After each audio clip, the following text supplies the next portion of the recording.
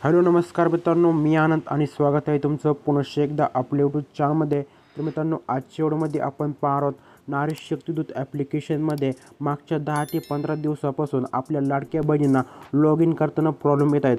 तर यासाठी सोल्युशन काय आहे आणि तुमचे खूप जास्त कमेंटसुद्धा मला येत आहे. या कारणामुळेच आपण हा व्हिडिओ बनवत आहोत. त्यामुळे आपला व्हिडिओ तुम्हाला सुरुवातीपासून शेवटपर्यंत संपूर्ण वॉच करायचा आहे, जेणेकरून तुम्ही काही मिस करणार आहे. या व्हिडिओमध्ये तुम्हाला सर्व माहिती एकदम खरी मिळणार आहे, कोणती खोटी किंवा फेक बातमी तुम्हाला मिळणार नाही.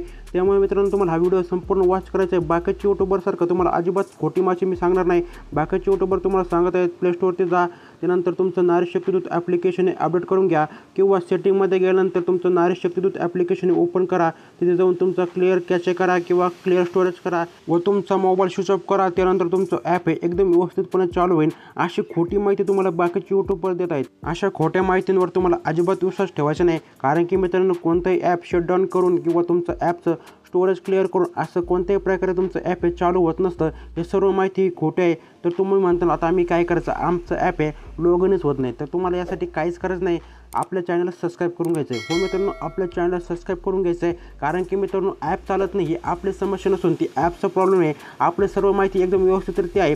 ते ॲपचं सर्व्हर डाऊन असल्यामुळे ॲप अजिबात चालू नाही आहे, किंवा ॲप आहे मेंटेनन्समध्ये असल्यामुळं ॲप हे चालत नाही. अशा परिस्थितीमुळेच महाराष्ट्र सरकारने आता नवीन वेबसाईटसुद्धा चालू केली आहे. लाडकीबहीण.महाराष्ट्र.gov.in या नावाची सरकारने आता वेबसाईटसुद्धा चालू केली आहे. त्यामुळेच आता तुम्हाला सर्व पर्याय तिथे उपलब्ध होणार आहेत. तुम्ही तिथे जाऊन तुमचा अर्ज हा पेंडिंगमध्ये गेला आहे किंवा रिव्ह्यूमध्ये गेला आहे की तुमचा अर्ज हा रिजेक्ट झाला आहे, अशा प्रकारे सर्व डेटा हा तुम्ही आता वेबसाईटवरती पाहू शकता. वेबसाईटचं काम चालू आहे. वेबसाईटचं जसंही काम कंप्लीट होईल तिथे जाऊन तुम्ही तुमचा अर्जाची स्थिती पाहू शकता. तर मित्रांनो, असा होता माहितीपूर्ण व्हिडिओ.